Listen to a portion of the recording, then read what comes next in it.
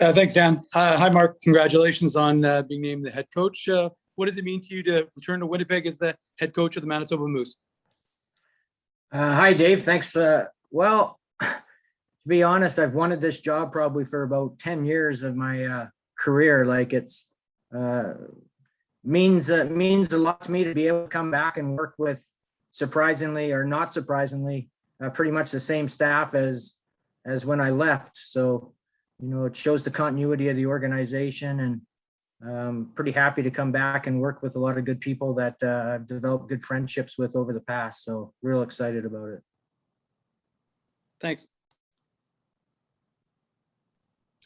Okay, we'll go next to Sportsnet's Ken Wiebe. Thanks, Daniel. Afternoon, Mark. Long time in the game. Who were some of your biggest influences when it comes to your coaching style?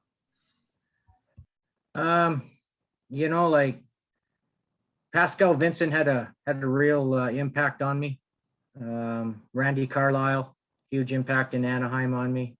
I would have to say, Paul Maurice, working with him through a lot of training camps. And I would say that those three are probably where I've learned the most from.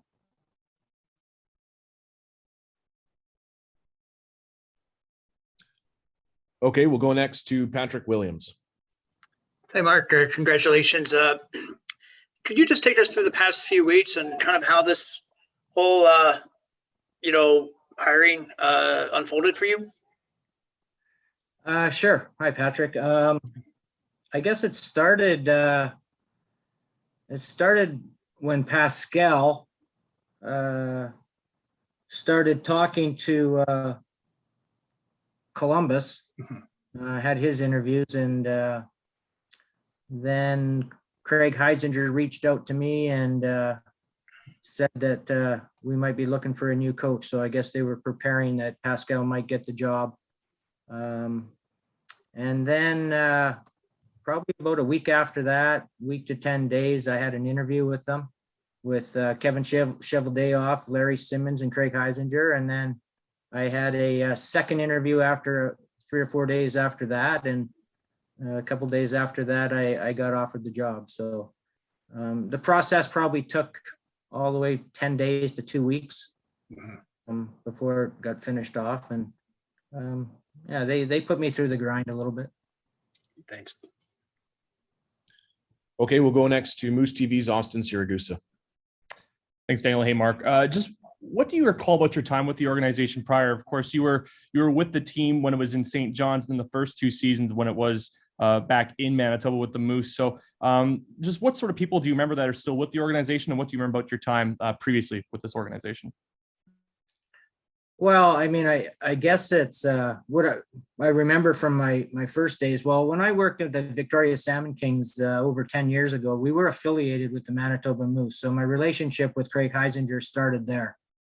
Players going down and up from the ECHL to the Moose and so on. So we had a relationship there for 4 or 5 years. And then when the Salmon Kings got bought out sort of by a Western Hockey League team, came into Victoria, I got offered the assistant coach job, which was then in St. John's.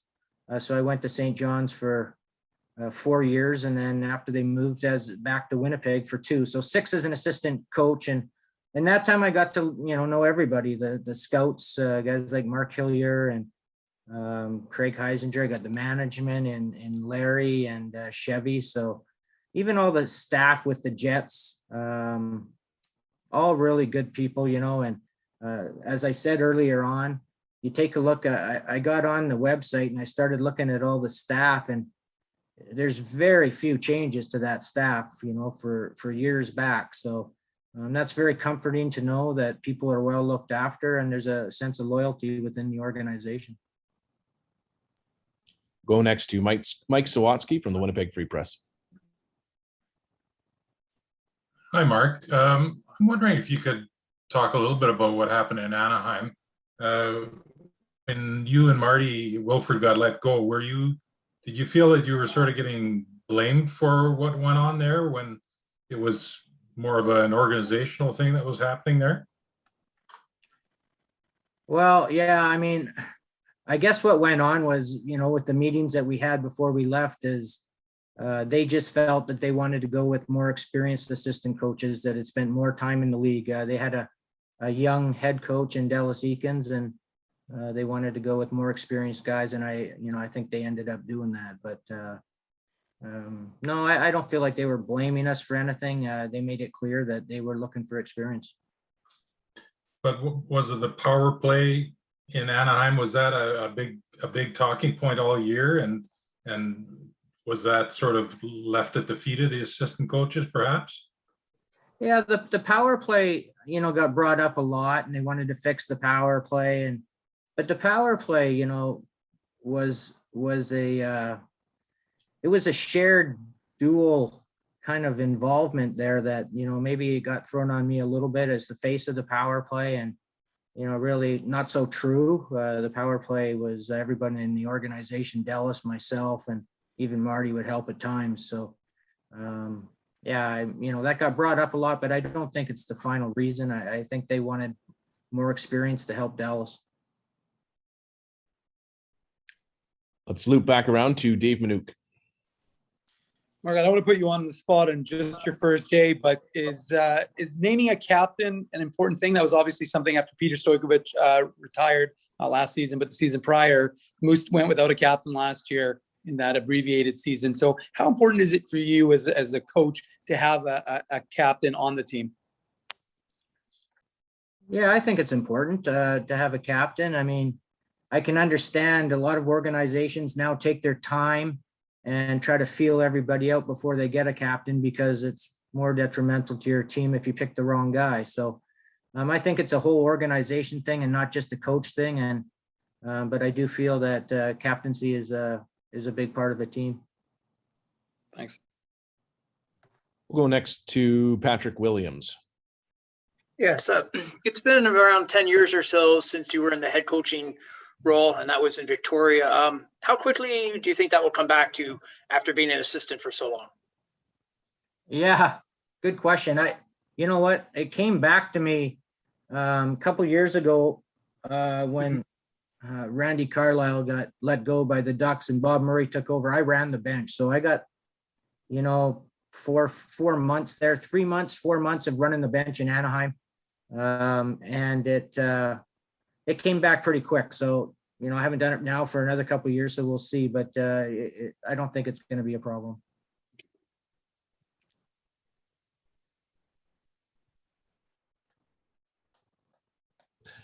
We'll go next to Ken Wiebe. Mark, how would you describe your coaching style? I'm going to be pretty relentless on, this is all coaches probably say this, but for the Manitoba Moose and the development program and trying to develop a winning culture, it's kind of like, it's a fine line, as you know, like you have to develop and you have to win. So I'm going to be relentless on the work ethic, on competing. Everybody, all 23 or how many players we're going to carry are all going to be competing as hard as they can every night. So that part, I don't care if you make mistakes, as long as you're putting the effort in to compete in. We're going to play similar style of hockey as the Winnipeg Jets are, system wise, and just so that it's an easier transition for the players. But we are going to play fast. We're going to compete and we're going to play fast. And the biggest thing for me is the execution.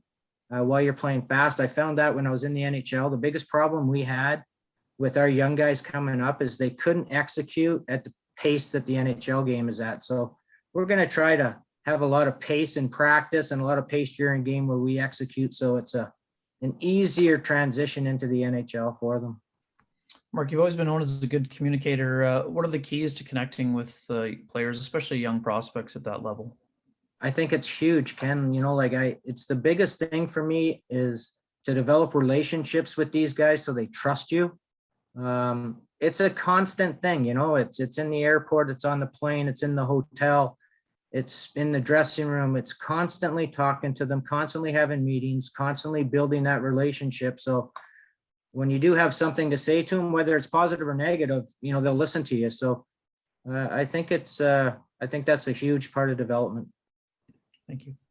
We'll go next to Murata Tesh from The Athletic.